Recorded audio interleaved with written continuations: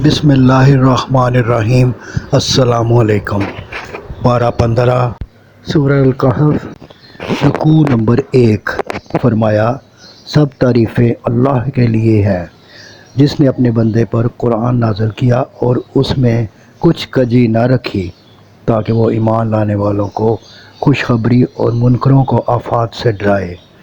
فرمایا کہ رسول کا کام فقط راستہ بتانا اور اس پر چل کر دکھانا ہے۔ پھر اصحاب کہف کا قصہ بیان فرمایا۔ رکوع نمبر 2-3۔ اصحاب کہف کی تفصیل ہے اور اس قصے میں مفید سبق یہ ہے کہ اللہ ہی کو رب ماننے اور فقط اسی کی عبادت کرنے سے دل کو بڑی تقویت ملتی ہے۔ رکوع نمبر 4۔ فرمایا کہ یہ کہیے کہ یہ کام میں کل کروں گا مگر یہ کہ اگر اللہ چاہے۔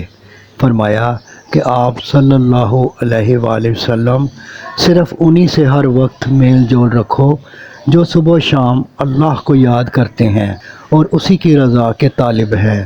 فرمایا کہ منکروں کے لیے عذاب علیم تیار کر رکھا ہے اور ایمان والوں کو انعام میں جنت کے باغات ہیں، وہ اچھی جگہ اور اچھا بدلہ ہے۔ صدق اللہ العظیم۔ گزارش ہے کہ چینل کو سبسکرائب کر دیں اور گھنٹی کے بٹن کو دبا دیں۔ دعا ہے کہ اللہ تعالیٰ آپ کو صحت و تندرستی والی زندگی عطا فرمائے۔